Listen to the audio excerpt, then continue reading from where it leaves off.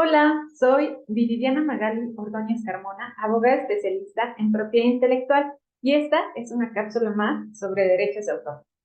Como recordarán, estuvimos viendo qué eran los derechos de autor y quedamos que son los derechos reconocidos por parte del Estado, derechos de carácter exclusivo en favor del autor de obras literarias y de obras artísticas. Y en este sentido decíamos que estos derechos de carácter exclusivo son de dos tipos: derechos morales y derechos patrimoniales.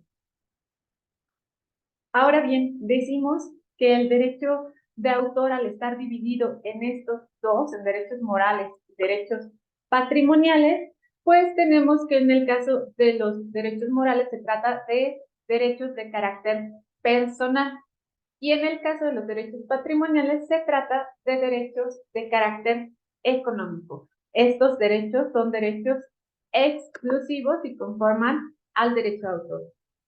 Sin embargo, estos derechos morales, ¿qué son? ¿Cómo los puedo interpretar? Bueno, tenemos que en el artículo 18 y 19 de la Ley Federal del Derecho de Autor se nos explica que el derecho moral se considera como un derecho unido al autor.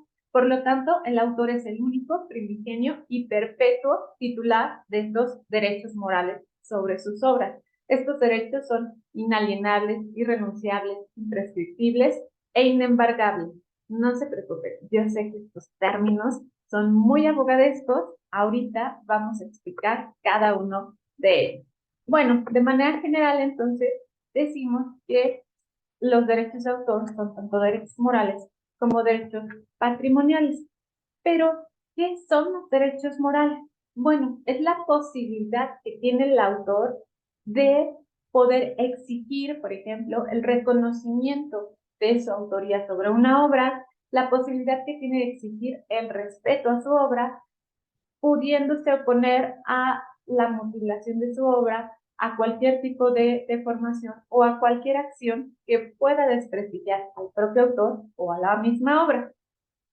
Estos derechos exclusivos de carácter moral otorgan al autor también la facultad de determinar en qué momento se divulga su obra o no, en qué momento se puede modificar o bien retirar su obra del comercio, además de ponerse a que se le atribuya una obra que no es de su autoría. En este sentido, los derechos morales los podemos clasificar como el derecho de divulgación, el derecho de paternidad, el derecho de integridad, el derecho de modificación, el derecho de retirar su obra del comercio y el derecho de repudio. ¿Ok? Vamos a explicar un poquito más detalladamente cada uno de estos derechos. Decimos entonces que el derecho moral es aquel que está unido al autor, y por las características de estos, significa que son derechos que van a proteger al autor y van a proteger a la obra en cuanto a su prestigio, ¿vale?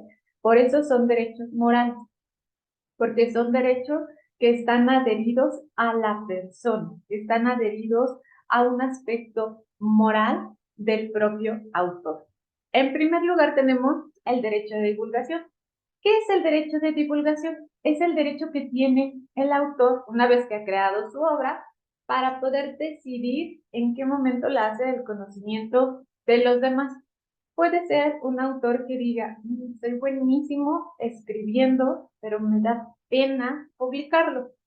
Una vez que la obra ha sido creada, esta obra ya tiene en automático esta protección de los derechos de autor, tanto morales como patrimoniales. Pero el autor puede decidir, bajo esta idea de su derecho de divulgación: no voy a dar a conocer mi obra, ¿ok? Recordemos que para que tenga protección una obra, necesitamos que esta obra ya esté materializada, es decir, fijada en un soporte material, sea una obra original y sea una obra susceptible de ser reproducida.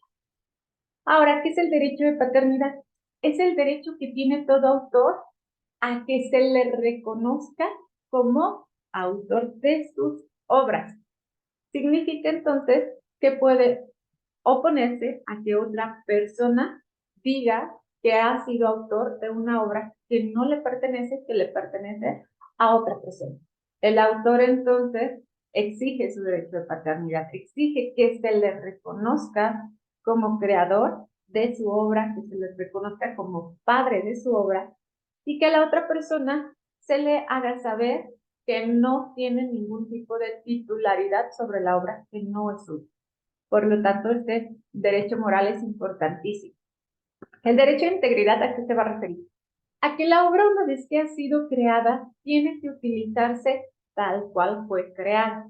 Por ejemplo, yo puedo autorizar que mi obra pictórica se utilice para la portada de un libro, pero el derecho de integridad exige que sea utilizada esa obra tal y cual yo la he creado. Por lo tanto, yo me puedo oponer a que se mutile mi obra, a que se deforme o a que se le desprestigie al autor o a la obra por la forma en la que está siendo utilizada. Una vez que ya yo decidí que esa obra va a ser la portada de un libro y veo el resultado cuando ya se imprimieron esos libros, puedo decir, híjole, no, estás violando mi derecho de integridad porque no utilizaste los colores correctos, porque se ve pixeleada mi obra.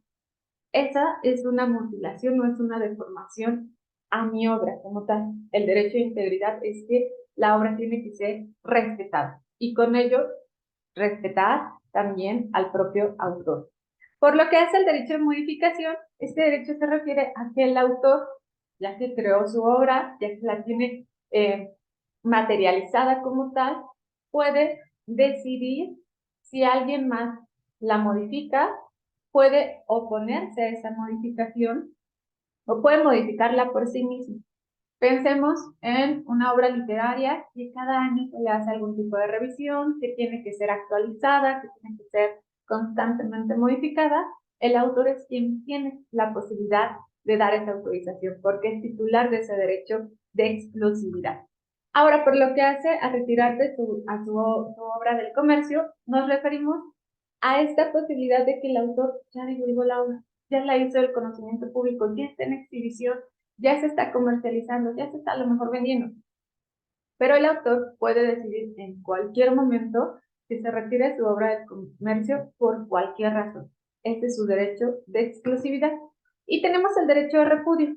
El derecho de repudio, a diferencia del derecho de paternidad, se refiere a que el autor diga, no, no, no, esa obra no es mía. Puede suceder que hagan personas de forma indebida obras que se parezcan mucho al estilo de determinado autor y que con la finalidad de aprovecharse de su fama, de su prestigio, de su honorabilidad, pues las empiecen a comercializar y se le atribuyan de forma errónea a un autor en específico. El derecho de repudio nos permite oponernos a que se nos atribuya una obra que no es de nuestra autoría. Estos son entonces los derechos morales, pero yo les decía que los derechos morales son derechos que están unidos al autor y en ese sentido decimos que el autor es el único, primigenio y perpetuo titular de los derechos morales sobre sus obras. Una vez que yo he creado mi obra, yo me convierto en titular de derechos morales. Por eso soy el primigenio, el primero en gozar de esos derechos morales y además son derechos de carácter perpetuo. ¿Qué significa? Que estos derechos, aún así muera el autor, seguirán vigentes, ¿vale? ¿Y a qué nos referimos cuando yo les decía que son derechos alienables, irrenunciables, imprescriptibles e inembargables?